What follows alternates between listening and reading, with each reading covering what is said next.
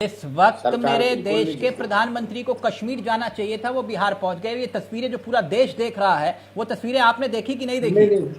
वो नीतीश कुमार जो राज्य के बिहार के मुख्यमंत्री हैं, मुस्कुराते हुए पीएम मोदी के साथ दिखाई दे रहे हैं।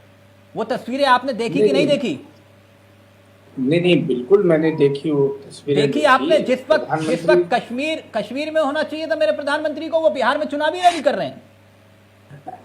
ये आपका ठीक आप बात कर रहे हैं, लेकिन नहीं बोलिए अगर मैं गलत सवाल कर रहा हूं तो। ये मेरा सवाल नहीं है, इस वक्त पूरे हिंदुस्तान का सवाल है। पूरा देश जानना चाह रहा है कि आपके लिए चुनावी रैली जरूरी है, बिहार जीतना जरूरी है, या फिर मेरे देश की लाज?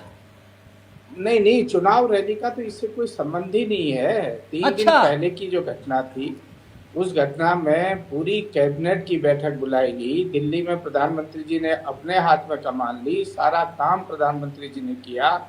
गृह मंत्री जी घटना स्थल पर पहुंच गए, रक्षा मंत्री जी आप ये कह रहे हैं चुनावी कार्यक्रम नहीं था ये? नीतीश कुमार वहां पे भाषण दे रहे थे कि हम आपको कभी दगा नहीं देंगे।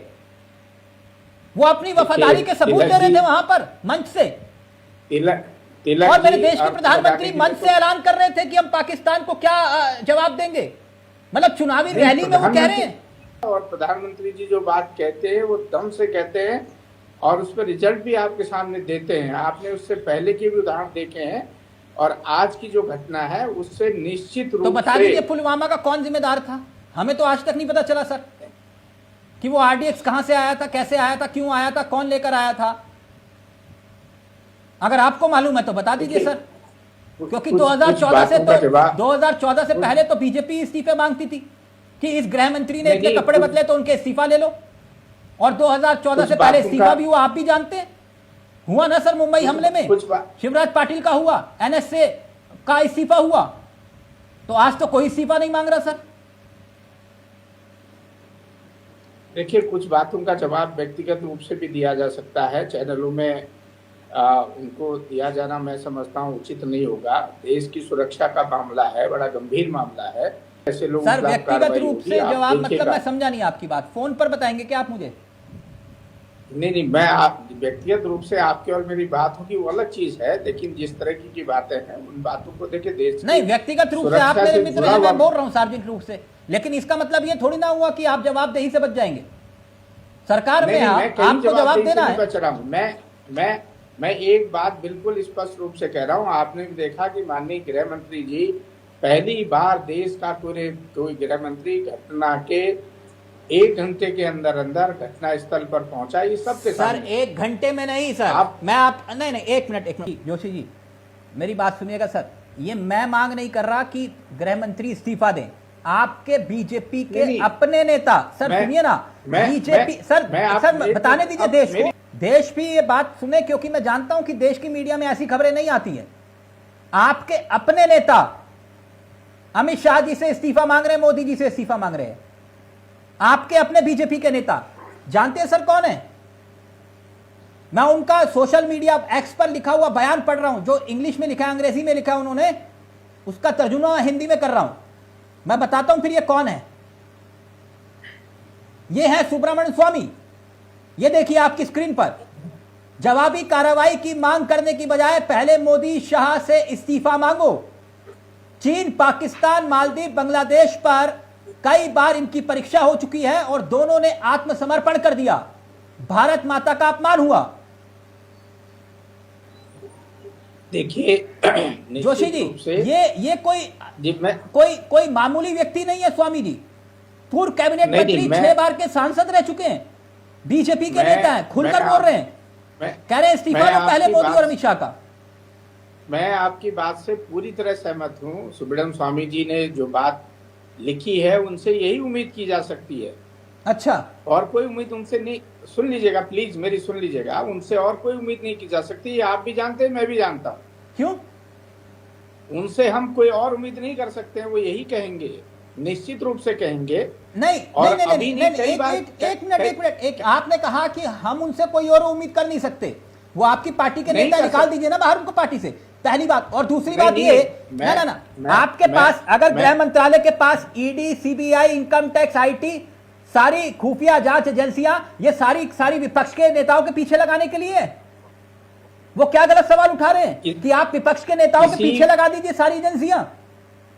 किसी भी विपक्ष के नेता के पीछे या किसी भी विपक्ष के नेता के खिलाफ अनैतिक रूप से कोई कार्रवाई नहीं हो रही है और किसी का शोषण नहीं हो रहा है। जिसकी जैसी करनी है मथुरादत्त जोशी जी, वो उसको भरेगा, सर भरेगा। ये सारी बातें लिंक्ड हैं कि भाई जब आपके पास खुफिया एजेंसियां इनपुट्स नहीं थे या थे तो फिर क्या एक्शन लिया आपने है? तो फिर इसमें गृह मंत्रालय की कोई जिम्मेदारी नहीं बनती, आप ये कह रहे हैं? नहीं, बिल्कुल बनती है। मैं कहाँ कह रहा हूँ अगर जिम्मेदारी नहीं बनती तो माननीय गृह मंत्री जी 1.5 घंटे 2 घंटे के अंदर आपकी बात मान लें, स्पॉट पे पहुंचे ना, ये तो आप भी मानते हैं ना।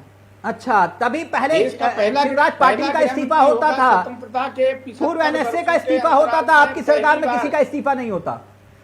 शिक्षा मंत्री पेपर लीक होते हैं तो जिम्मेदार नहीं। जोशी जी, ये कौन सी सरकार है कि शिक्षा मंत्री पेपर लीक होते हैं तो जिम्मेदार नहीं, रेल हादसे होते हैं तो रेल मंत्री जिम्मेदार नहीं, देश में आतंकी हमले होते हैं गृह मंत्री और रक्षा मंत्री जिम्मेदार नहीं? तो किसकी जवाबदेही और जिम्मेदारी है सर? किसी की तो जवाबदेही जिम्मेदारी होगी, या ये वो जनता की जिम्मेदारी जिन्होंने आपको चुना है? तिलक जी, आपने देखा होगा कि जनभावनाओं के अनुसार ही कार्रवाई हुई है। जहां इस्तीफे की जरूरत पड़ी है वहां इस्तीफा भी लिया गया है। जोशी जी देखिए, मेरे साथ ना मेरे साथ नहीं सर, आप जानते हैं मैं वो सवाल नहीं करता जो आप काट के खाते हो छूट के। पुलवामा मैं आपको उदाहरण दूं, डिबेट तो नहीं छोड़ोगे सर? अगर आपके अंदर हिम्मत है, अगर आपके अंदर हिम्मत है तो मैं आपके सामने प्रमाण दूंगा और देखिएगा, फिर मैं आपके सामने नैतिकता की बात है, प्रमाण दे दूंगा आपको। जोशी जी, आप जिस राज्य से आते हैं वो देवभूमि कहलाती है, उसी उत्तराखंड की आपको शपथ होगी, दिल पर हाथ रख के बोलेगा कि आपके कैबिनेट मंत्री, आप ही के कैबिनेट मंत्री गणेश जोशी के ऊपर आय से अधिक संपत्ति का मामला होता है, कोर्ट कहता है कार्रवाई करो। आपने कौन सा इस्तीफा ले लिया सर उनसे? आपके अंदर बोलने की हिम्मत है कि हमारे इस मंत्री को इस्तीफा देना चाहिए? तिलक जी, मैंने कुछ बातें आपको निवेदन ये भी किया कि कुछ बातें ऑन कैमरे पर भी नहीं कही जाती हैं, कुछ बातों को अपने हिसाब से भी कही जाती हैं। आप तो इतने वरिष्ठतम पत्रकार हैं जोशी जी। कड़वा थ्रू जोशी जी, ऐसा कुछ नहीं है। देखिए, मैं उनमें से नहीं हूं कि जो भ्रष्टाचार पर आंखें बंद कर ले, और आपके मंत्री पर भ्रष्टाचार के आरोप लगे तो मैं नाम भी ना लूं उनपे। ये आपकी मजबूरी हो सकती है सर, ये आपकी मजबूरी हो सकती है, ये मेरी मजबूरी नहीं है कि आपके मंत्री के ऊपर महाभ्रष्टाचार के आरोप लगे और आपकी सरकार, आपकी धामी सरकार देखती रह गई। मंत्री से नैतिकता के आधार पर इस्तीफा तक नहीं मांगा गया। भ्रष्टाचार के आधार मेरी आपको गणेश जोशी के ऊपर गंभीर आरोप, आप नैतिकता की बात कर रहे हो सर? मेरी बात तो सुन लीजिए, मेरी बात भी तो सुनेंगे मान्यवर। देखिए, ये पहला राज्य है उत्तराखंड, अगर किसी मंत्री पर कोई आरोप लगे हैं तो यही उत्तराखंड है, यही धामी जी की सरकार है, वही धामी जी चीफ मिनिस्टर है।